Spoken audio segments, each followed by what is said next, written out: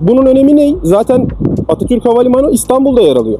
İstanbul zaten başlı başına havacılığın kalbi. Neden? Avrupa'nın, Asya'nın, Orta Doğu'nun, Afrika'nın hava trafiğinin en kritik kavşak noktalarından birinde yer alıyoruz. Yani İstanbul'dan, hatta Türkiye'nin herhangi bir yerinden 4 saatlik bir çember çizdiğinizde 4 saatlik bir yarıçapta milyarlarca insanın yaşadığı destinasyonlara ulaşabiliyorsunuz.